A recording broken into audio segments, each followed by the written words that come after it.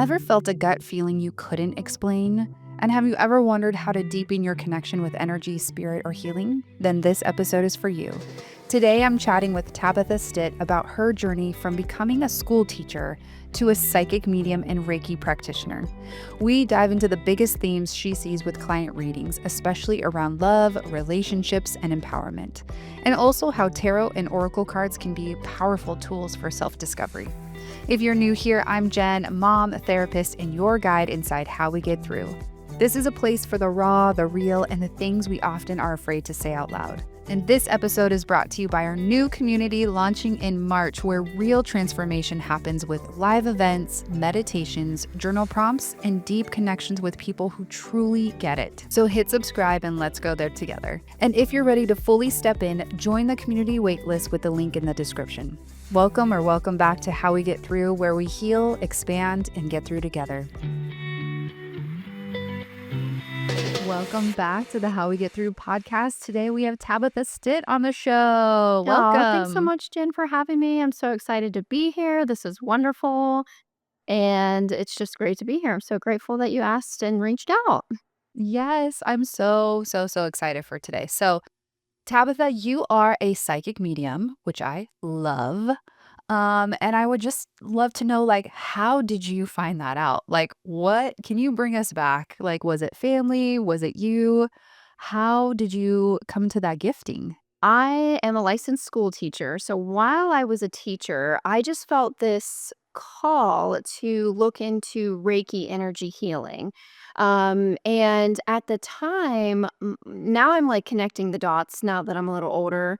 I think I connected them before, but at the time, my mom was actually going through like a sudden drug addiction. Actually, it felt like to me at the time, it felt like it kind of happened overnight and it was like prolonged and it happened for many years on end, and she's better to this day.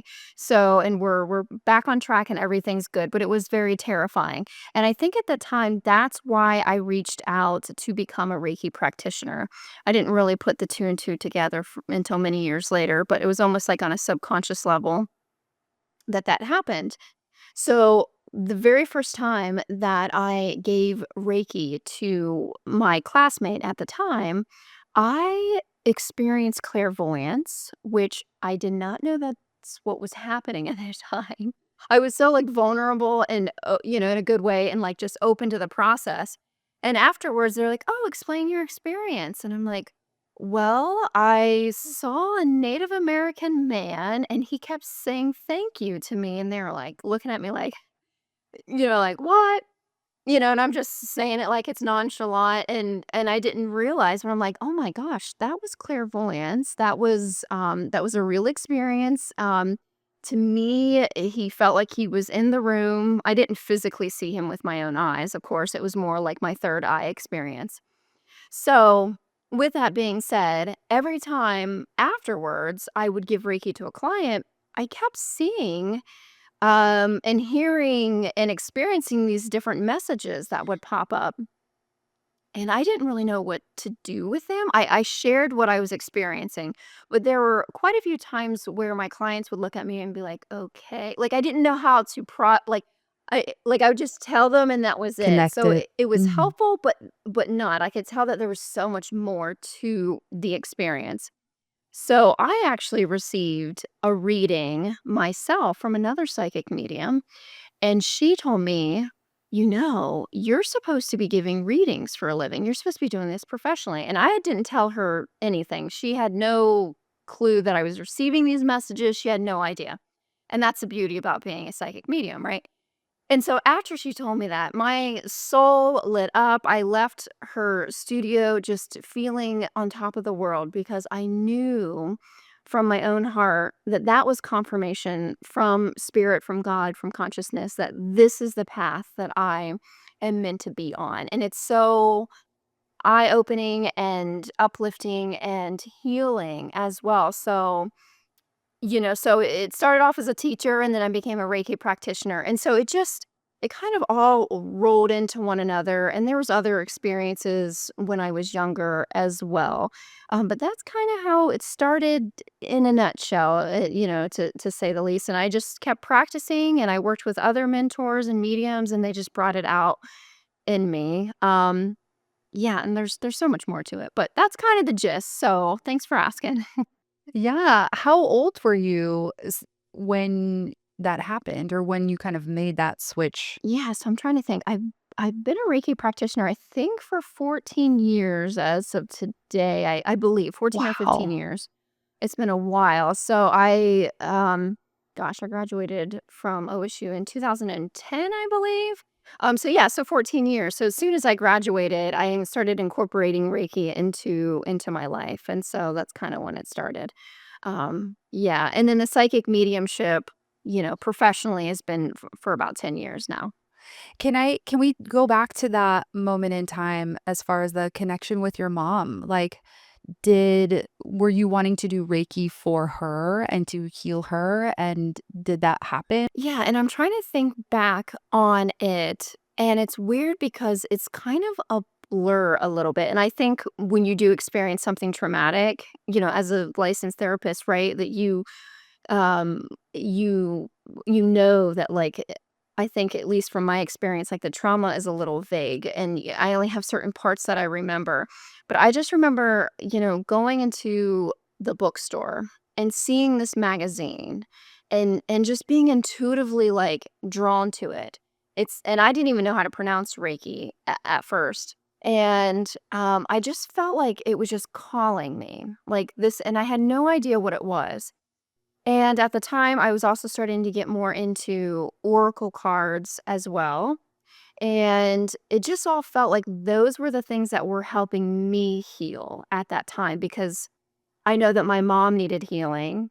And as I was doing that, I was sending it to her because, as a Reiki practitioner, well, anyone really can send love and healing out.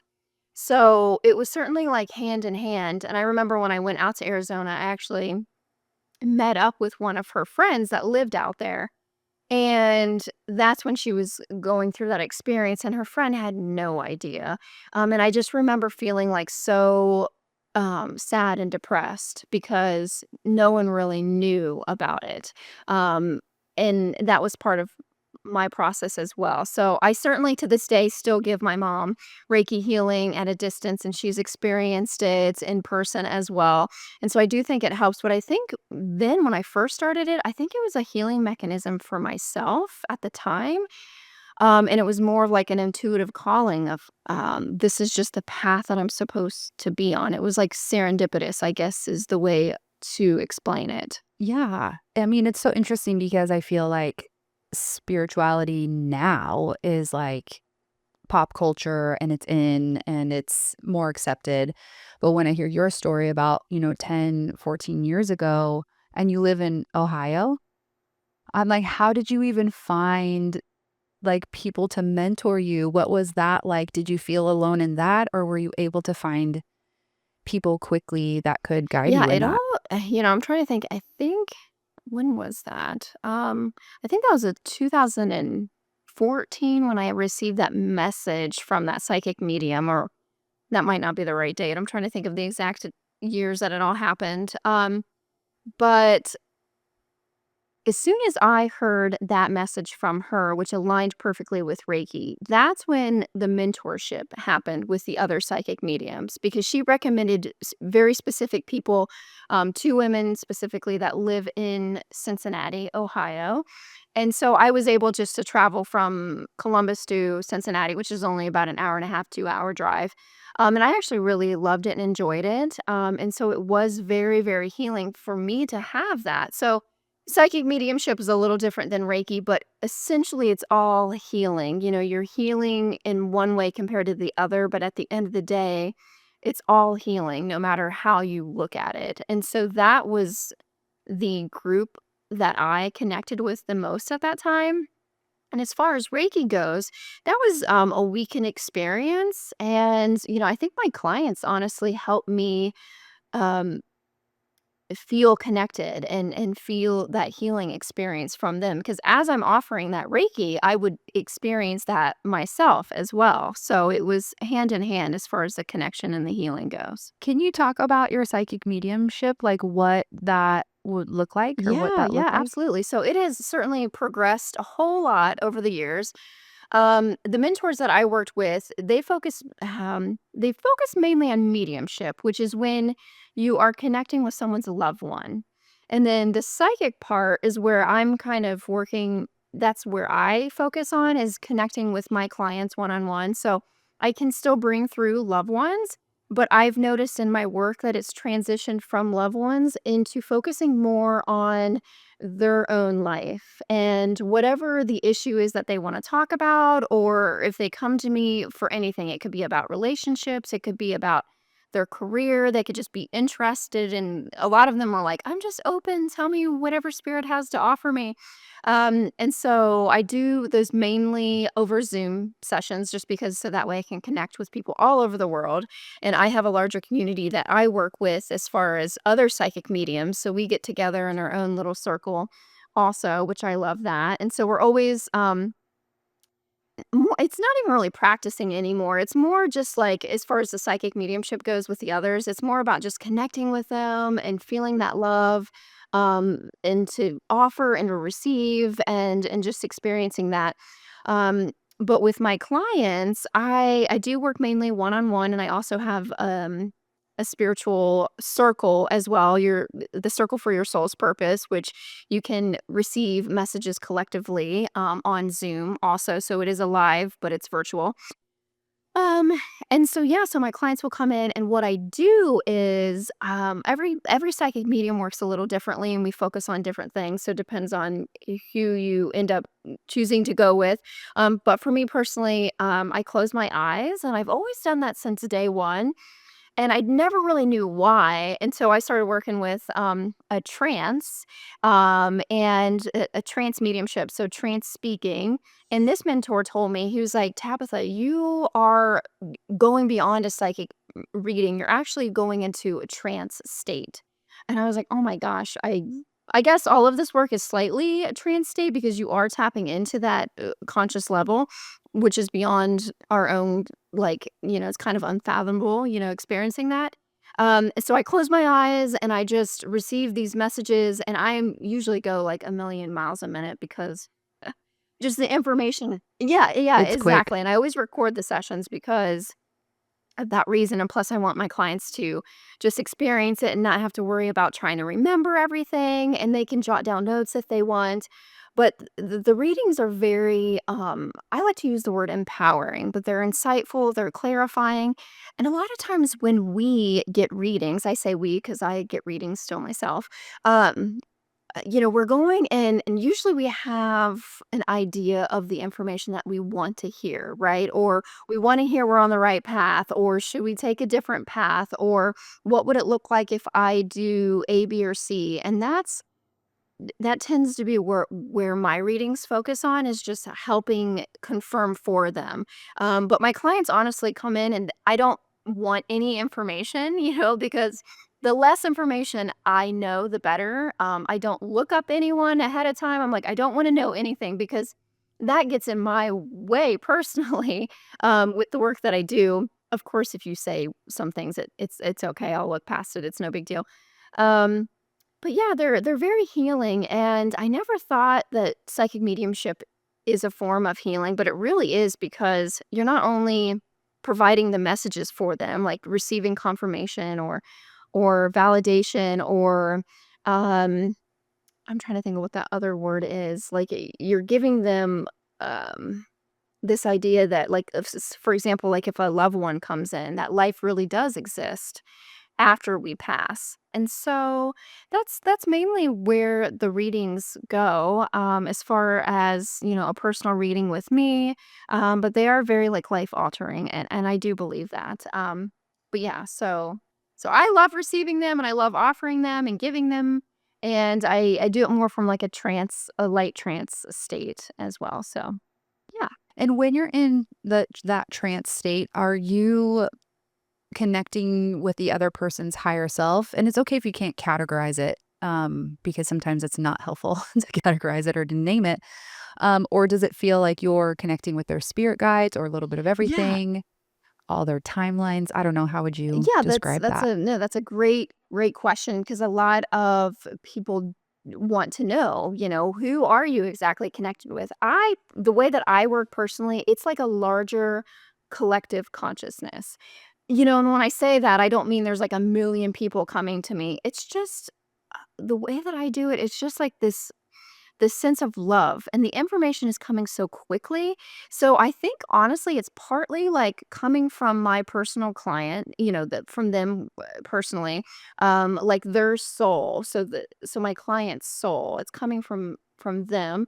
But then of course if a loved one does come through, I do feel like that is coming from that specific loved one. But to me, it's just like a larger collectiveness. It's like this larger consciousness, which we're, as human beings and living this experience as a human, um, we have our souls, and I do feel like that's where the information is coming from, is that person's soul, and I guess that's a way that I would explain it. Sometimes, specific guides, sometimes I'll tap in and I'll notice that, my information is a little higher energy, like, when I'm working, but then all of a sudden, when I feel like a specific guide comes through, they tend to be, like, very wise and their energy's a lot more mellow, and so I will notice that I become like my energy will start to slow down a little bit and I'll talk a lot slower, and then I'll feel like it's more of a guide or a specific entity or specific person that's coming through. So really it's just the change in energy that I can feel the difference. But there are psychic mediums out there that work a lot differently. Like maybe they see angels or maybe they do very vividly see those loved ones and that's all that they're seeing coming through. But yeah, so to me, it's more of a collectiveness. Yeah. What does it feel like for you going into that trance and then coming out of it? What is your physical, are you high after that? Are you like, oh my gosh, that was so great? Or do you feel exhausted? Yeah, I know that there are some people that that have said they feel exhausted after doing certain energy work.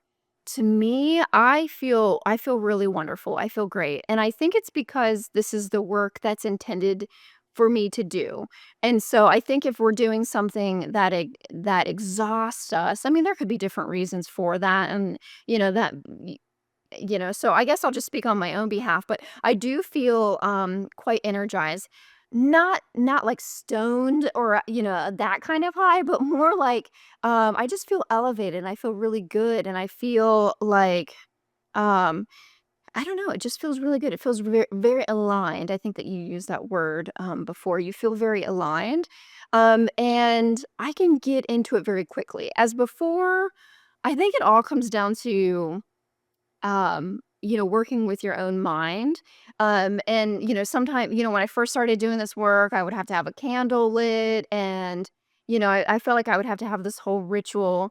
And now I think because I've been doing it for so long, it's like, okay, it's like I have this connection, like, "Hey, all right, you know that I'm about to give a reading," and so I just close my eyes for a few moments, and then I tap in, and then there we are, and then the images start coming immediately, and while I call it channeling information, but some people wouldn't agree to use the word channel. I just think, I'm an instrument. I'm here as the medium, however you wanna explain it, but when I'm receiving these messages, they feel, it's almost like I'm out of body slightly. Like I'm still very aware that I'm here. But there's a huge majority of the reading where I don't even remember it at all. Like I'm aware that I'm here, but um, things are just the energy connecting with that or blending with the spirit world. It does feel nice. Yeah, I will it feels very good. Yeah. Yeah, for sure. Yeah, because it's all love essentially in my mind. And if there is an issue that pops up because we are human and things aren't perfect, right? We have a lot of things that come up.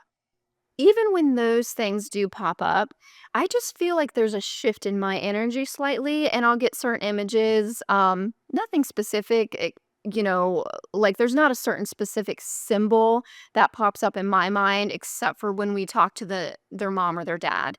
But besides that, it will be specific to my client, okay? If that makes sense. I might have confused that. But, Got it. um, Okay. now I forget where I was even going with that. But I can just feel as if, like, okay, now we're gonna talk about something, a little bit more serious, but it's never negative. Like, I'm not here to, shame anyone. Fear That's not monger. my purpose. My Yeah. purpose is to help and always for the highest good. So if there is something that we need to talk about, which happens often, my intention is to be like, okay, spirit, how can we help this person? What can we do? What can we say? And what are the practical tools and the tips and the solutions? And um, so yeah, I was kind of going on a tangent there, but yeah, I think the energy just shifts, and the more that you do this work, the more it's weird. It's like the more sensitive you are to it, but then again, it's like you don't feel it as much at the same time. It's not as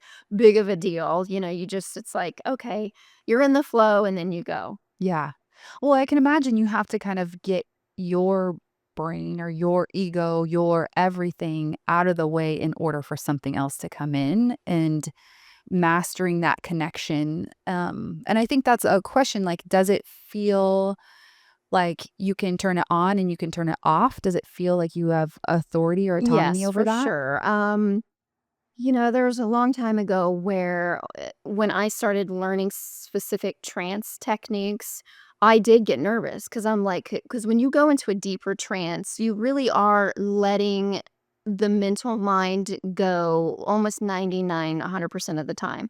And so I asked my mentor through Arthur Finley, I'm like, is there any negativity that can take over? You watch like these scary movies. And every person that I talk to, every mentor that I talk to, they're like, I've never experienced anything like that. Nothing scary or anything. So I just I don't feel anything like that, nothing scary or anything like that, and I feel like I can turn it on and off, so, it's interesting because when, I'm out in public and people are like, "Oh, well, what do you do for a living?" I'm like, "Well, I'm a psychic medium," and, you have to be there's a part of me that's, like, a little hesitant to say that only because you just never know what someone's opinion is, this work is kind of taboo, but not really. I mean, I think more and more people are really reaching out to us as healers and a form of counseling, and everyone has their own techniques, and this really is healing, and I'll say that again. But yeah, so I immediately follow up with, "Hey, I'm a psychic medium, but don't worry, I'm not tapping in right now. I'm not reading your minds." And it's the truth. Like, I only work when I work, pretty much, and that's how it's set up. But we're all intuitive, so we can certainly pick up on certain vibes, or we just have a feeling not to go a certain way, or oh, that person's going through something. How can I help? Or do I need to let go a little bit? So we all use that intuition to help us for sure. So Yeah. I mean, I feel it's a very similar experience of being a therapist when they ask you what you do. And it's like, I get a little bit more like, oh, okay, don't psychoanalyze me. And I'm like, bro, I'm not, I'm not working right now. But if you want to talk about it, I'm feeling some vibes. exactly, yes. Yeah, I can feel the persistence, so there might be something more, but we won't go there. Yeah, No. exactly. Because it does come from a place of like self-preservation first, of like having the boundaries and having your own space. And I think consent is a big part too, right? Are they inviting me into this or not? And if they are, do I Oh, even yeah, want for that? sure. Yeah, exactly, and so, like you said, you can definitely relate, especially if you're out in public, like, the work that we do is helpful, and we have to, pull out our tools and our techniques and, or, however you want to say it. But it is a form of work in the best way possible, in the best way. But when you're out, you're like, I just want to have a glass of wine. I'm not really wanting to give Yeah. you a reading right now, or, but and even then, it's not the right environment, at least for me. Like, I have to have, like, a quiet, serene environment, like, very peaceful, and I've been at expos where things are a little bit chaotic, but that's the expectation, so you have to work through that, but, you know Not a surprise attack at exactly, dinner. yeah, I'm Yeah. like, yeah, I'm like, "If you want, let we can give a reading, just sign up," and, so Yeah, and I also think there's sometimes, not always, but there can be this like, "Oh, I want therapy or I want a reading, but I also wanna see if you're full of shit." Like, so there's that testing, I think, a little bit that can be interesting, and so I think it's important if you're a healer at any sorts to have your own boundaries of and you feel that intuition of like, "No, I'm not gonna read you just so you feel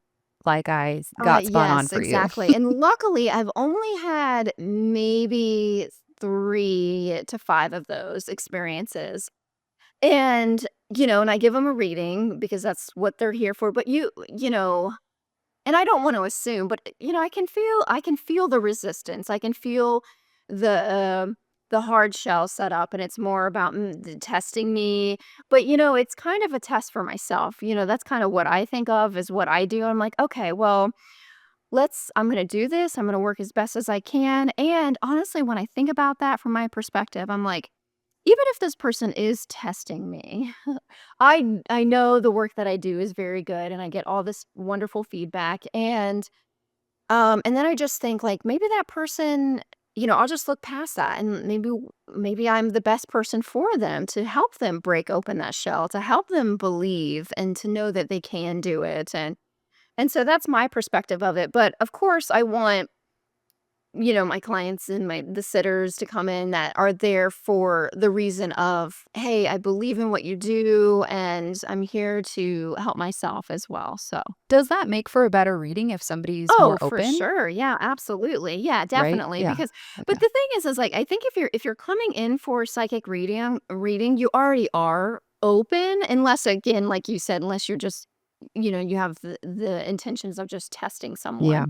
Um, but yeah, I definitely do feel like if you're here receiving a reading, you certainly are open, and I love that because the more open-minded you are, the less resistance there is, and the more that the information can flow a little easier. But I usually feel like it flows e pretty easy no matter what, and if I'm getting caught up, like, if I feel distracted, it may be because that person is distracted, or if I feel blocked, it could just be symbolic for that person somehow feels blocked, and so I'll play on that a little bit and see how that, you know, plays out, but for the most part, yeah, everyone is very, very open, and I love it, so Yeah. So in the session, when you go into a trance, do they ask questions throughout the session or do you collect questions before and then you just like it's a pure conscious yeah, yeah, I download? will say it's a I pretty don't know if quick those are words. download, yeah. I do tell them ahead of time, like, "Hey, have any questions, prepared ahead of time," but once we get into the session, if they have a question, I tell them, I'm like, "Look, I know that questions pop up as we go through this because 'cause I've had my own readings," and so I'm like, "Just jump in, you're totally fine, it doesn't bother me, it doesn't interrupt me." Um, I've had sessions where people, they it's almost like they just need to talk about certain things. So I'll sit there for a little while and listen and be open and hold the space for them. But I'm like, okay, well let's get these messages going. But yeah, so it's interesting how that plays out. Mhm. Are you seeing a theme in maybe this year's readings or even with your group of what's happening right now like on a collective Yeah. level? So oh gosh. Yeah.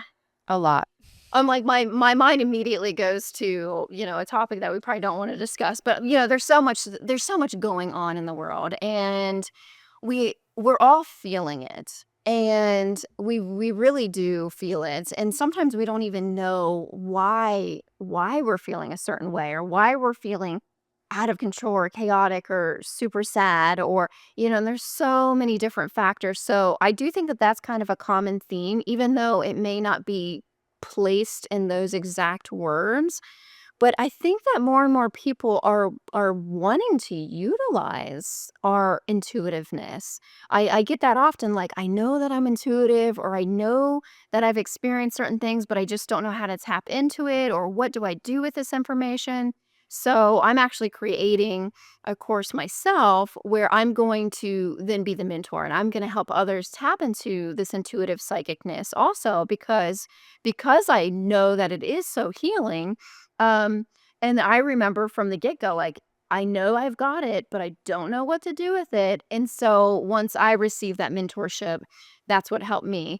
Um and of course, it's not about me, but it's, helping the collective really, because if we're all helping Yeah. each other, that's really what it's about, because we all have these tools that we could be utilizing more, but sometimes we just don't know what to do with them or how to apply them in the best way. And so that's a topic that's coming up a lot of times.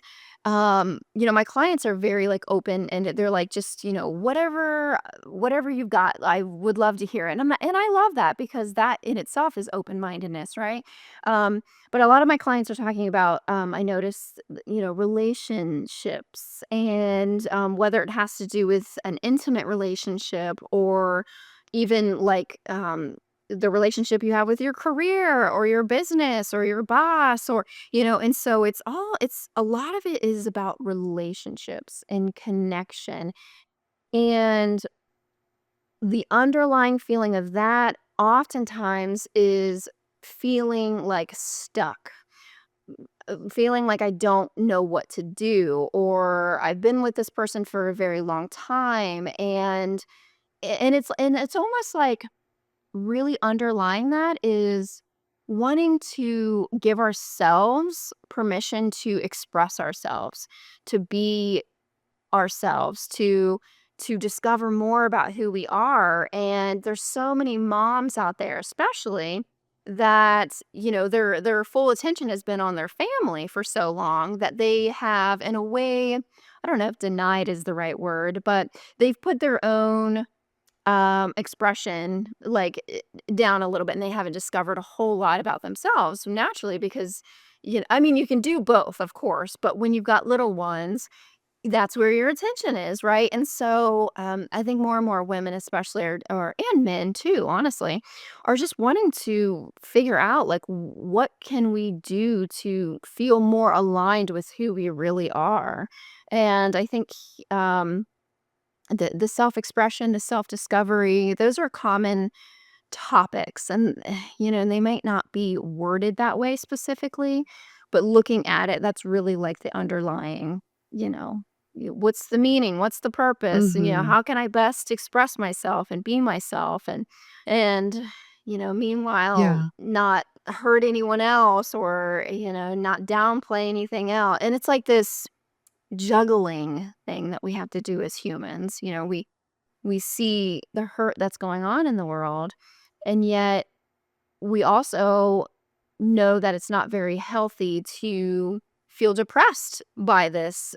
It's so in such depth, for a prolonged time.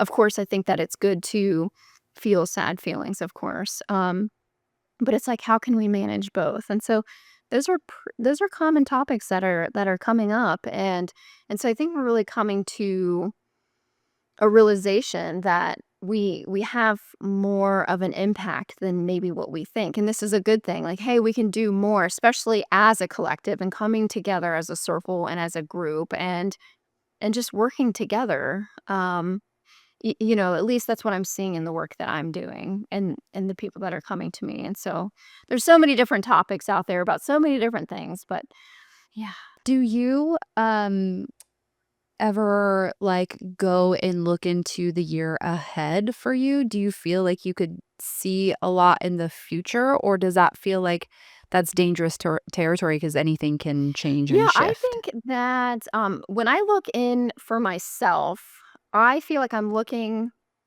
at myself as if I'm not a psychic medium. Because 'cause I'm like, when I try and receive information for myself, it does pop up, but not the way as if I was working with someone else, if that makes sense. It's like I don't Mm, have all the yes, answers, of more or course. less, for me or for anyone, really. I mean, I think that the information that comes through is based off of the current energy.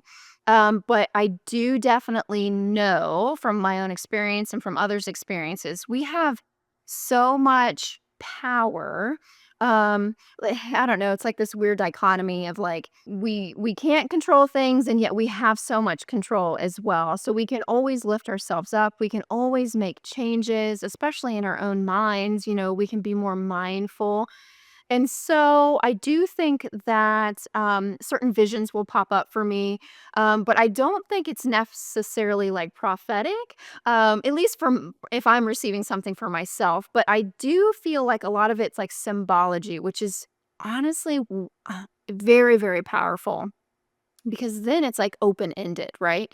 So you can use this symbology, and you can get quiet and you can meditate and you can write down the things that are popping up. I do that often is where I'm just writing down so many things and it's coming quickly. And I'll notice this is pretty cool, and we can all do this, where as I'm writing, I'll be writing in like the first person, like I think that's the right way of explaining it. Like, I'm feeling this way or these are my goals. And then all of a sudden it'll start to change to you. Like you are going to do this. And it's Wow. as if something is not taking over, but it's as if something's guiding me and it transitions. So it's like allowing yourself to go into this state of flow by writing. And then it starts to turn into, okay, something is guiding me. And in those moments, I guess, yeah, that's where the information would come from. But we all have that ability to do that. So that was pretty cool. Now that I just thought about that, I'm like, oh, yeah, we can totally all do that. That's funny because that's how I not all the time how I journal, but I've done that exact same thing, and I'll underline "you." Like, it'll be like, "You," and I'm like, oh, sometimes it's like, "Okay, grandma, okay, I get it, girl, thank you." Yeah, I love it. But it is that I never noticed that shift, that, like, how important or how significant that can be when you're kind of, like, opening the channel and allowing it to come Yes, yes, through. yes, and I'm so glad that this topic came up because it's so powerful. Because you really can start to feel the difference in your writing. Like, at first, it's more like you feel like, "Oh, these are the things that are coming from my own brain," and then as you continue to write, you're still there, you're still cognitive of what's happening, but it's as if something is now directing you and guiding you, and writing is the way. I mean, it's magical. It's what I love to do as well, not only typing, but also, pen to paper, and there's so much power behind that, and it's just, yeah, it's magical. So, if you're listening to this, this is your key to try it. Yeah. Do it. And do you also do tarot and oracle Yeah, cards, so or I on my Instagram, I do read cards as like a collective universal message. Look kind of like an impromptu. These are because it's easier to do it that way. And plus there's so much fun and there's the images and the symbology behind it. And it's very like entertaining, but I also feel tapped in, but it's nowhere near as deep as when I have an intimate one-on-one connection with someone. So in my one-on-one readings, the virtual ones, either face-to-face or virtual with personally, or within my group, I don't use cards. Currently, I have an offer up there where I will pull a card for you and you can receive an email reading. I might end up changing that because that's not really my favorite way of connecting, at least one-on-one. It's more like I'd rather close my eyes because a lot of times the cards actually distract me a little bit as far as one-on-one goes, but they are fun to do, like, like, on YouTube and on yeah, Instagram and stuff like that, 'cause it does bring us together, and the symbology is there to where, you really can apply it to your situation, and that's the intention there, but, I do use the cards for myself for sure. I'm obsessed with them, so I'm obsessed with books as well, and it's kind of like, I don't know, it's like I can't possibly say it's my downfall, but I do get distracted a lot. I'm like, "Oh, look at how beautiful these cards are, and, oh, this book and this self-help book," and I'm like, "Okay, I need to get to work now," but yeah. do you know, are you in astrology at all? I'm not. I don't know.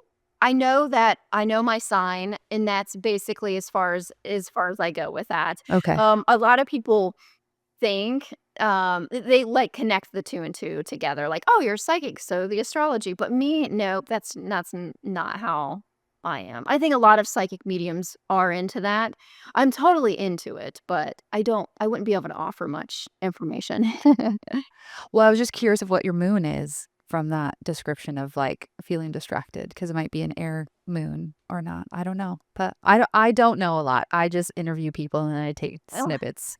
yeah, yeah, you're probably tapping into the intuition as well, for sure. Yeah, and I don't know. I think at one point I did know that, but I know that I'm a Gemini. That's based off of my birthday. That's all that I know. Oh. Yes. My daughter's a Yeah, Gemini. we have 2 Yes. sides apparently, Oh, I but, love that. I think we all do, right? Yeah, absolutely.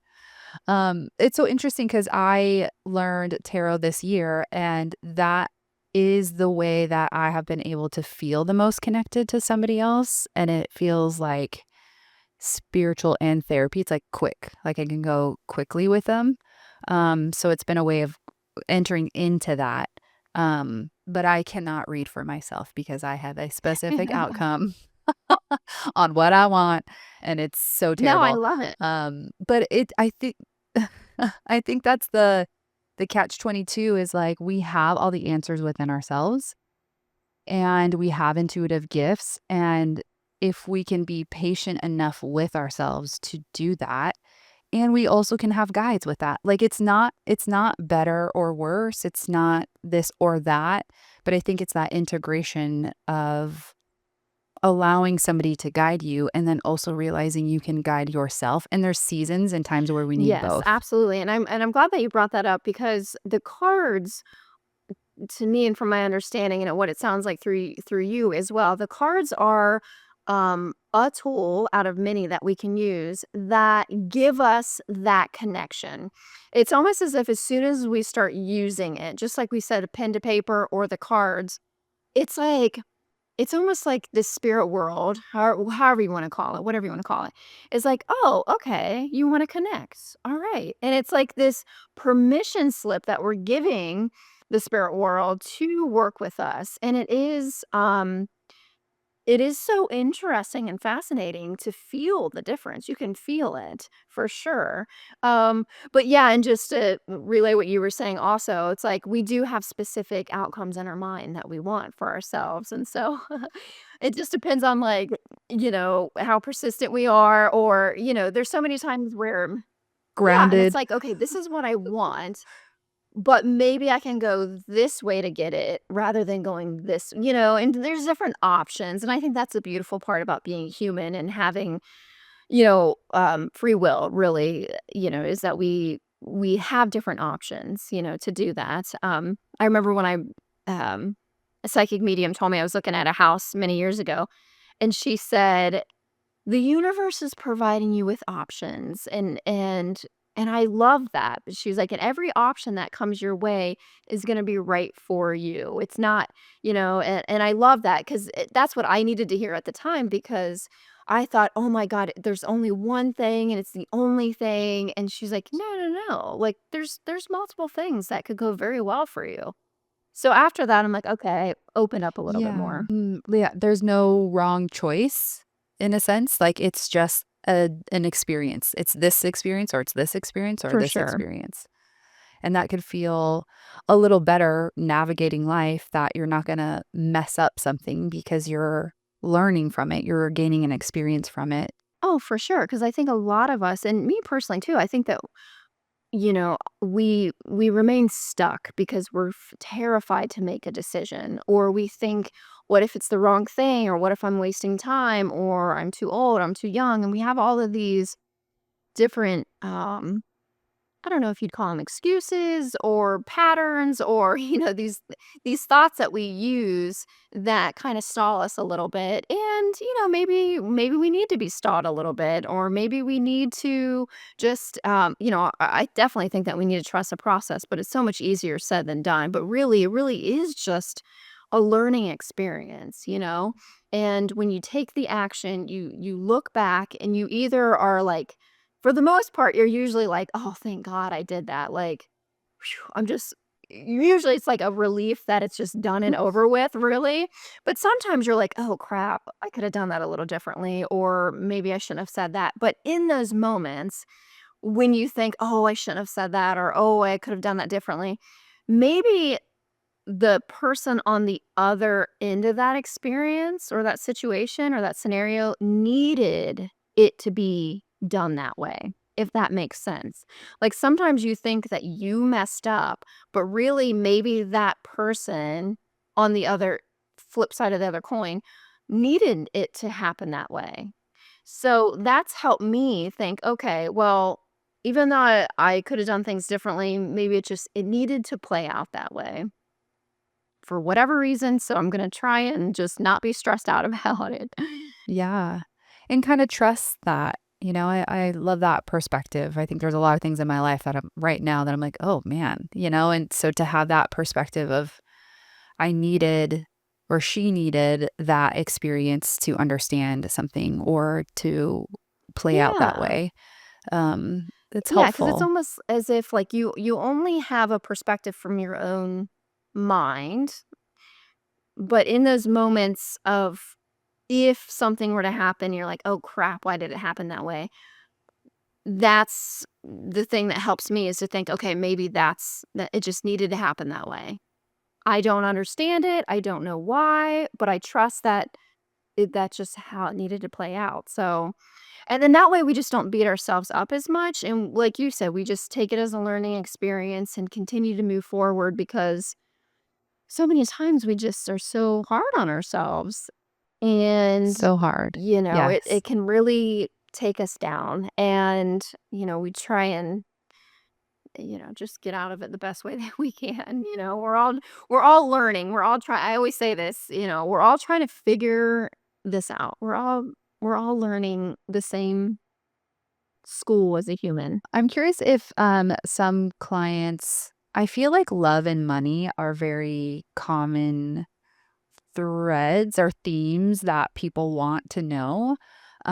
Is that the case with you? And does it kind of shift as you read of like, I know you want to know how to make money, but like, here's your purpose. Here's what you really need to Yeah, know. so that's a great question. Did you say love and money? Were those the two? Yeah. Yeah, for sure. Um, from my perspective, it is hard. It is hard to do like your soul's work. Um and make money doing that, at least at first, and it's like, so many people don't follow their soul's callings because it is so close to their heart that they're terrified to even put themselves out there. And for one example, one of my best friends, she is a brilliant artist and she does put herself out there, but she could put herself out there so much more. And I'm like, your work is so brilliant. But there's this like terrifying aspect that we think, like, oh, this is a part of our souls, but I do think it is a common theme that does pop up actually. And I always put the two hand in hand as far as that goes. We can still do things on the side that will bring in the money. Um, but it's interesting. I always think about Joseph Campbell, how he said something along the lines like follow your bliss and the opportunities will open for you, or the doors were open when there was only just walls. And so I think the more that you really follow these intuitive notions, or even if you don't understand why, I do think that you can connect that. The money will come eventually. But a lot of times, like, our expectations are we want it like right away, or, but money, I do believe that money will continue to flow to you in different various ways. And so it's like we have to have this open perspective of like, okay, this is what my heart is telling me to do, and I have to trust that I'm gonna continue doing this, but then expect for that money to come in different ways as well, in addition to the work. So, we can just think of all different kinds of ways of doing that, but I do think it's a combination of both, and then eventually it will get to a point where you'll fully be doing what you love to do, and then that money is there, and, um I'm trying to think of the man that wrote the Chicken Soup for Your Soul books. Yeah, yeah. For the soul. I don't know why this example is coming up, but he was on, The Secret, and I that was really the thing that opened up my eye to all of this, was I watched The Secret, the movie, and some of the scenes are so, like, they could have done a better job as far as, like, some of the scenes are kinda corny, but, the way that it was, like, played out, but the people that were in there representing what this is, like, these authors in there, like, this is what it's all about, is trusting that, is following your purpose and your intuition and what that calling is, that natural gift that you have. It's so natural that you probably don't even know that that's what you're doing. You just love doing it so much to the point. But the guy from the chicken soup, I can't think of his name, but I think he visualized a check coming in or something like that, and he finally put the proposal out, and then that exact check came back to him. I know there's so many Wow. examples out there.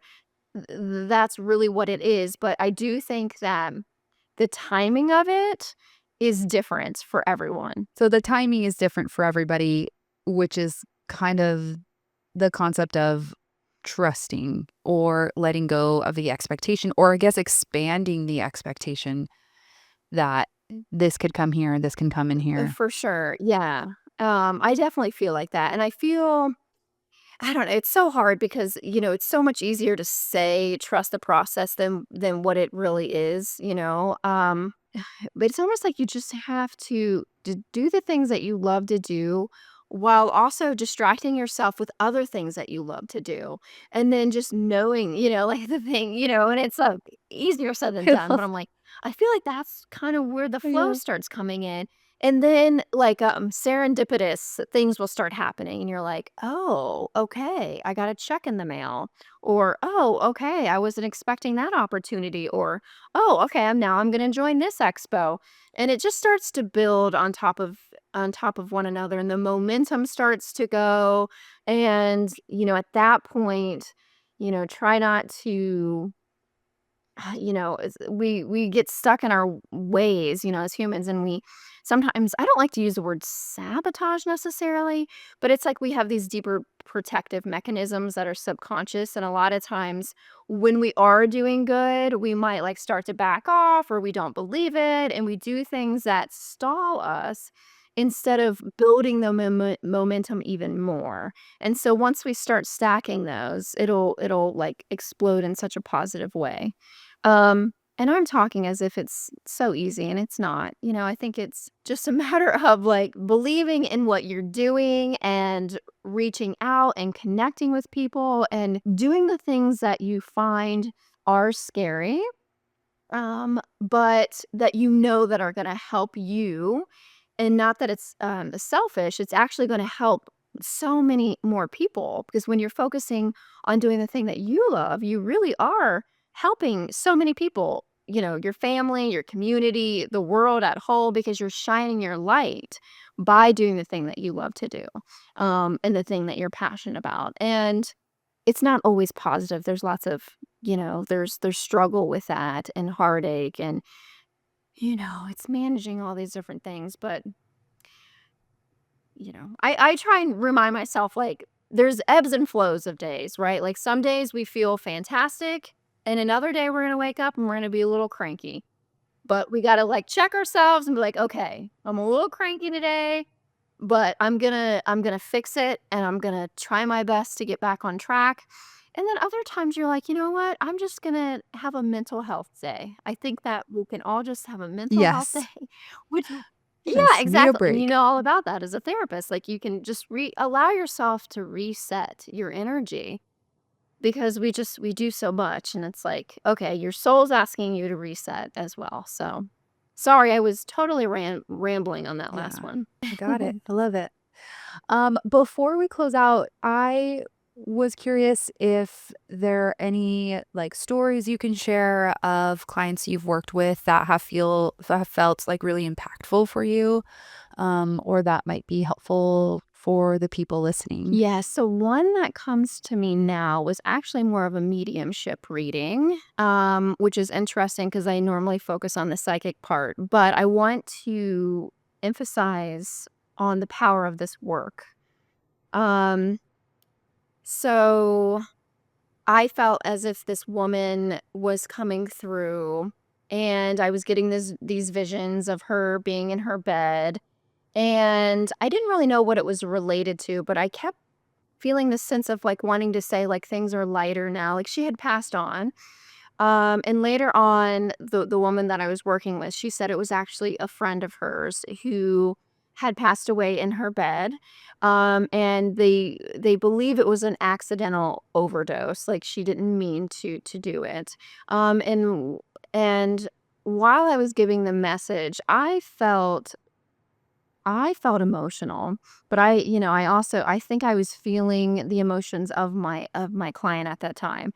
Um and I could feel that she was upset, but not in a bad way. She kept telling me thank you afterwards because that helped resolve her own battle that she had within herself as well, because she didn't really know what was going on. And so just hearing from her friend that everything was okay, really, I think, relieved her mind and her heart.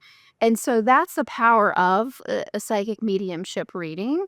um, and again, I don't know how this information comes through, but just allowing yourself to be that open channel. But I was so honored by that moment. And that was the most recent reading that I had just a couple days ago. But there's so many different examples, and I typically don't bring through loved ones, but for whatever reason, that taught me that this work is just so profound.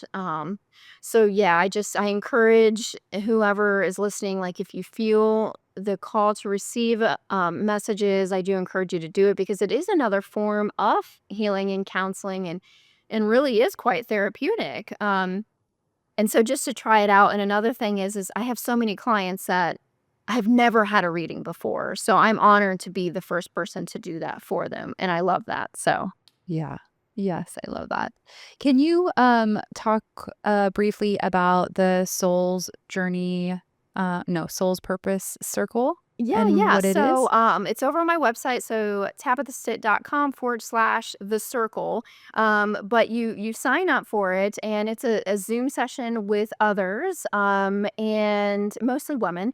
But the group is really, sometimes there's 5 people, sometimes there's 50 people. It really just depends. And it's all random. And so what I mean by that is there's no set schedule, and I do this intentionally. So I will, that specific day, I'll be like, okay, we're going to have the circle. So I'll email you if you decide to join, and I'll say, we're going to have a circle in, I think I said it's at 3 hours. We're going to have a circle in 3 hours from this time, and so they'll have to figure out the time.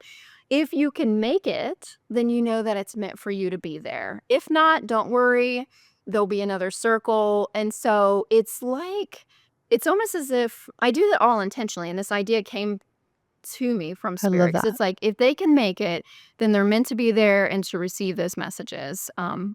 Yeah, and if not, they'll get another chance. So, but it's a message for the group and for the people that come in that particular moment. Do people ask I individual do questions? receive questions ahead of time, so I open up that opportunity, and so if I can get to them, I will certainly answer them, but it's more messages that are for the whole group. If it's a smaller group, then I will certainly try and offer messages individually, but if it's a bigger group, I'm just offering messages as the group collective and for them to apply it, and then I also will send, little PDFs afterwards occasionally here and there, and you'll get the recording also. That's cool. And that's every month? It's random. It's typically 2 times a month, so I have no idea when I'm gonna do it. I'm Okay. just gonna be like, "Okay, here we go. Right. We're going live in, like, 3 hours." So Oh, I love that. And so you sign up there at yeah, on yep, the so you can circle go to my website, slash circle. Mhm. tabithastitt.com/the circle. You can find it if you just go to my regular website. Yeah, it'll be there for you to sign up, Perfect. and you'll just go onto that particular email list, and I won't bombard you with emails because I don't like that, so I typically email only twice a month, if that, and yeah, and then that's it. And if you wanna do so the psychic reading is different than the mediumship, or it's Yeah, combined and that's a whatever great question. comes? It's combined. So it's whatever you want to receive. So again, typically I just focus mainly on your life for personal messages for you. But sometimes loved ones do come through. So I just kind of leave it open ended. But if you have specific questions, I'm certainly here to answer them for you. Yeah. Awesome. Great. Oh, so fun to connect. And we will Yes, this put, was wonderful. yeah, we will put all that in the show notes as well. So head over there if you're Okay. interested. Oh my gosh, no, thank you so much for just inviting me here into your space. I'm just so blessed to be here. So thank you so much. I loved it. Thank you so much for listening to our show. If you are loving what you're hearing, please give us a review up on Apple Podcasts, and we'll see you next time.